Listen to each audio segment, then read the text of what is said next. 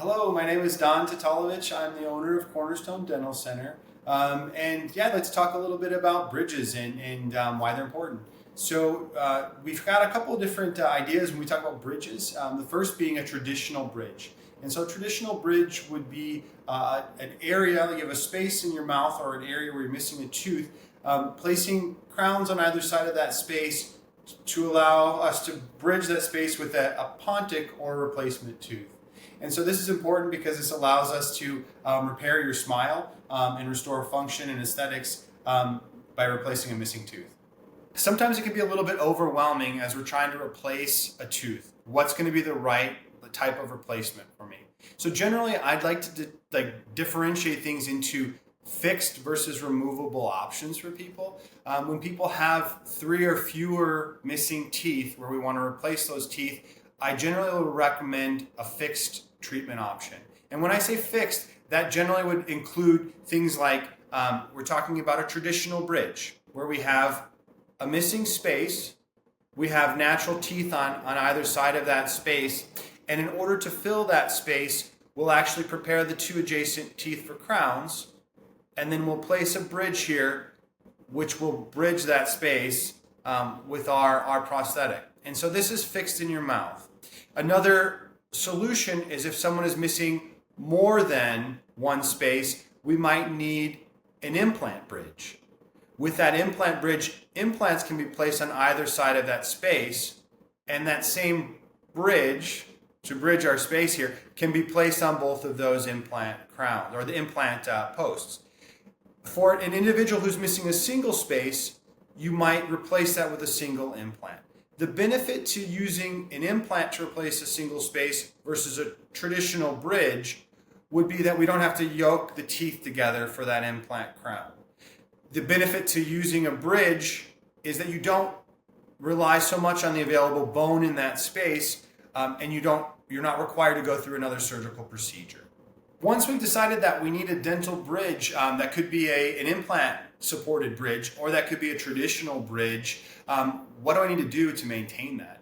So again, we need to remember that that bridge, a traditional bridge, is supported by at least 2 of your natural teeth. And so we need to take care of that area the same way you would your natural teeth. So brushing, flossing, water picking, and then seeing us regularly to make sure we don't have decay developing or any gum issues. For an implant bridge, we don't have natural teeth involved, but remember that those implants are integrated into the bone, and so maintaining good bone health, good gum health in the area, and preventing infection in those. So again, good home care, continuing to brush the adjacent teeth, water picking and flossing in those areas so we don't have bacteria in those areas. And then we'll see you again for your regular checkups as well to maintain that area. Once we've determined that a dental bridge is right for you, what's the next step?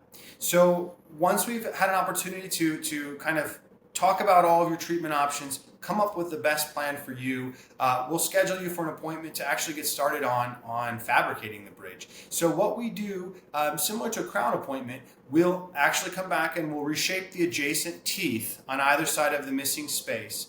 With that, once we're done doing that, we'll take an impression, scans, and sometimes we need to take traditional impressions as well. But with that, once we get our impressions, then we can mill a temporary bridge for you. That temporary bridge is very durable and will last you for a couple of weeks while we design and process your custom bridge. Once that's done, we can see you again for what's called a delivery appointment, where we'll remove the temporary bridge and bond or cement in that permanent bridge for you. As you've kind of evaluated your teeth and mouth, maybe you have a space, maybe you have a tooth or teeth that seem like they're not doing well, and we're not sure where to go from there. With bridges, like how do you know if that's right for you? What we need to do is we need to take a look at the area, the space that you're concerned about filling or replacing a tooth in, and we need to take a look at the adjacent teeth as well. And so for a traditional bridge, we're really relying on those adjacent teeth to support your bridge. One of the contraindications to an implant might be that you have inadequate bone in that space. However, if we have good teeth on either side, that would be beneficial to place that traditional bridge for you then. And so really evaluating bone and the health of the adjacent teeth in an area will kind of help us come up with the best treatment plan, whether that might be an implant or a dental bridge for you. The other thing to consider would be, what's your overall goal for your teeth and mouth? What we want to do too, as we're focusing on that space, is take into account, do you have other spaces, or do you have other dental needs? We want to really make sure that we come up with a comprehensive plan, so that once we get to that end point for you, you're happy with where your teeth and your mouth and your smile are. What we do here at Cornerstone Dental, and why we do it, and just why we like to be a part of the community as far as supporting people's oral health. A few just, I guess, examples or cases of treatment that have really made patients happy, and also have just excited us with the outcome. We've had a few patients come through that really struggled with their smile, have struggled with function, have had infection around teeth. We've been able to treatment plan traditional dentures for them, and get them a smile back, where we can see that from the first time we met them, they're uncomfortable really showing their teeth, uncomfortable speaking too much or smiling too much. And then once we have that final denture in place, just a lot more excited about like smiling and showing their teeth off. And so that's just really exciting to see that change. As far as implant crowns, that kind of same scenario applies, where we've had some patients that will show a tooth in their smile, and if they're missing a tooth in that space, very apprehensive, very self-conscious about doing that.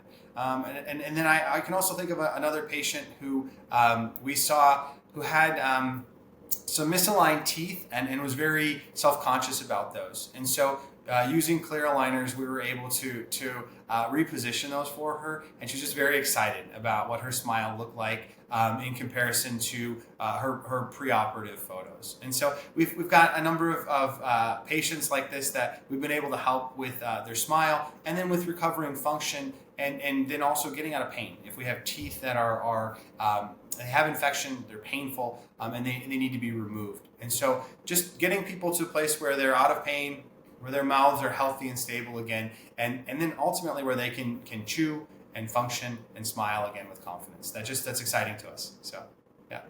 If you're wondering, what is the next step that you can take or you should take as far as teeth or mouth or oral health, if you're not sure if you have a problem, or if you know that there's a problem but you're not sure what to do about it, please give our office a call. So our front office manager, Jessie, she's great.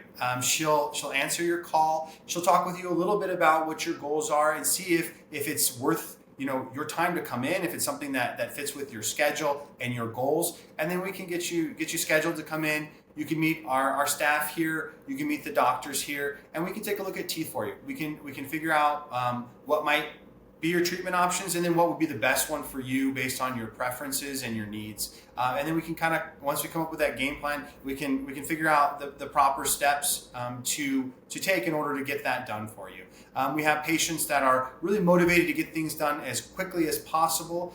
Sometimes we have patients that are a little bit more reluctant to move forward quickly, and they like to take things a little more slowly. So we can manage timeline well. We can also figure out what your personal preferences are, as far as we've talked a little bit about surgery versus non-surgical options, removable versus fixed options. So all these things need a little bit of time to be discussed, but give us a call, and we'd love to see you.